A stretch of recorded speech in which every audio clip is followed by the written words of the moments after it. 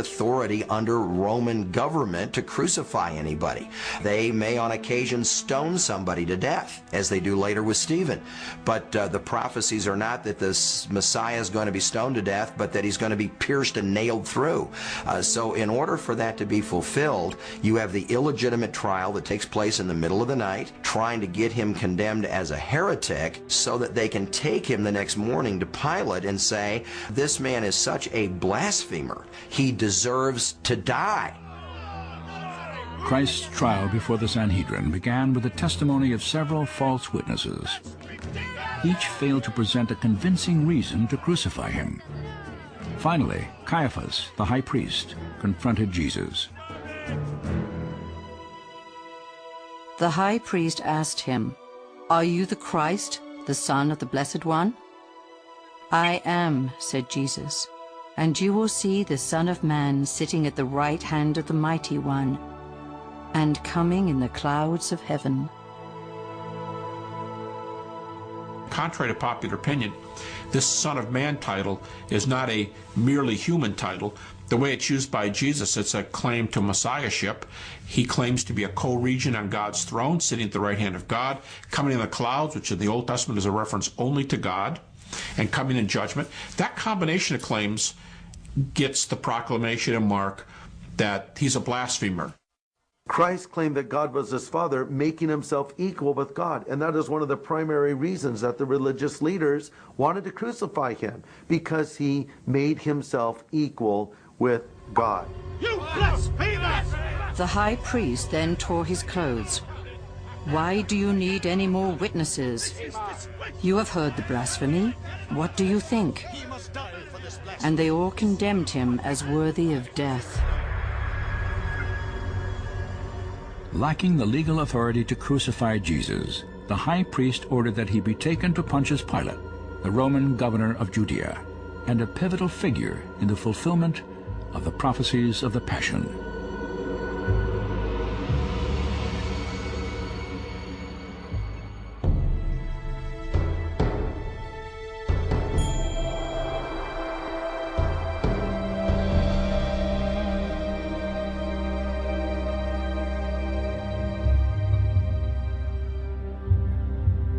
The Sanhedrin's decision to send Jesus to Pilate, a verdict that assured almost certain execution, stunned Judas Iscariot.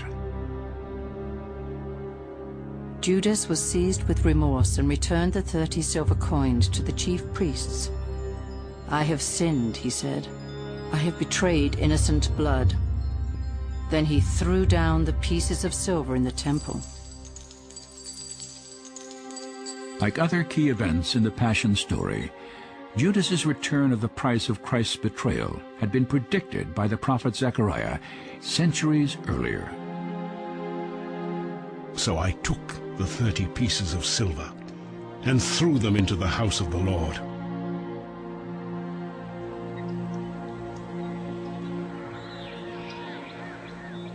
Beyond the southern wall of Jerusalem, the Hinnom Valley remains a testimony to the night of Christ's arrest and trial, and the fulfillment of messianic prophecy.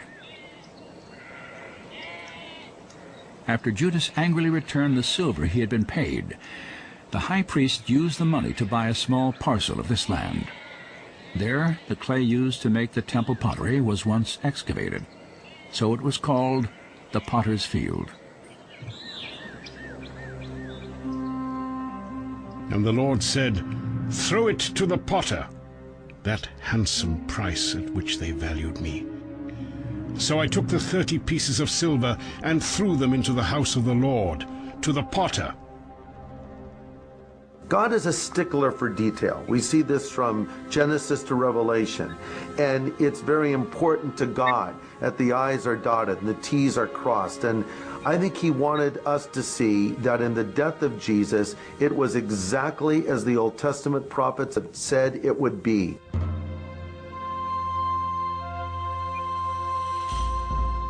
For the mouths of the wicked have opened against me.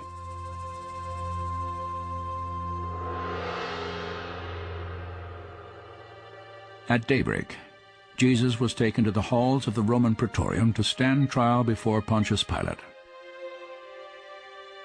The Jewish religious leaders wanted Pilate to order his immediate execution. We know from ancient writings that Pilate, he's not the kind of person who is slow to hand somebody over to death. He's not somebody who, oh boy, I don't know what to do. I'd really rather not kill this guy. I don't want to shed blood innocently. I don't think that's Pilate. Perhaps Pilate genuinely did see that this man was not worthy of death on political grounds that the Jews were claiming. And if there's a spiritual thing here, if you guys say he's offended your law, well, then you take him and try him. That's not my issue. So Pilate asked the Jews, "What charges are you bringing against this man?" "If he were not a criminal," they replied, "we would not have handed him over to you." Pilate said, "Take him yourselves and judge him by your own law." But the Jews objected. "We have no right to execute anyone." In an attempt to free himself from the responsibility of judgment, Pontius Pilate sent Jesus to Herod Antipas, the ruler of Galilee, who was in Jerusalem for the Passover. However, like Pilate, Herod had little interest in condemning Jesus to death, and was instead content to humiliate him. Herod plied him with many questions, but Jesus gave him no answer. Then Herod and his soldiers ridiculed and mocked him, and dressing him in an elegant robe, they sent Jesus back to Pilate.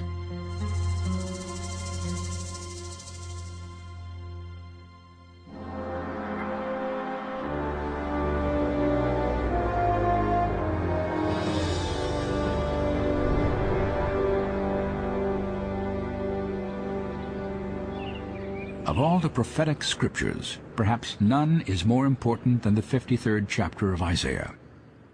This remarkable vision of the future, written in approximately 700 BC, has been called the cornerstone of Messianic prophecy. It was so powerful that when Isaiah received the vision, that he said, nobody's going to believe it. That's how he starts.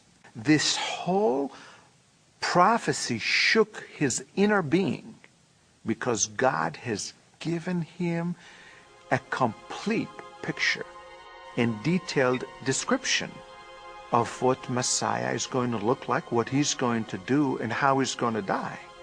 And I mean, there are other prophecies that come together with that, but this is really the central column of Messianic prophecies. The accuracy of Isaiah's prophetic vision is underscored in the biblical accounts of Christ's trial before Pontius Pilate. By arrest and judgment, he was taken away. We know historically that Pilate was walking on eggshells with the Jewish people. He had had some earlier confrontations with them, and he did not need another confrontation. I think if it was within his power and he was not already in a conflicted situation with the Jewish people, he would have released Jesus. But because if he had one more incident, it could be a riot, he had to do something. Again, God was behind the scenes orchestrating these events. In their second encounter, Pilate interrogated Jesus alone in his chambers. Pilate asked him, "Are you the king of the Jews?" Jesus answered, "My kingdom is not of this world, but it is from another place. For this reason I came into the world to testify to the truth. Everyone on the side of truth listens to me." Stunned by the power of Christ's response, Pilate turned away to address the crowd that had gathered in the courtyard of the Praetorium. "I find no basis for a charge against him," Pilate said. "What shall I do then with Jesus who is called the Christ?" They all answered, "Crucify him." Despite the Jews' rejection of his appeal for mercy, Pilate made another desperate attempt to save Jesus from the cross. He ordered that Christ be beaten and scourged. He was led like a lamb to the slaughter. People in the ancient world understood what a Roman flogging was like, and that it was a horrendous beating that left Jesus in hypovolemic shock, which is shock because of great blood loss.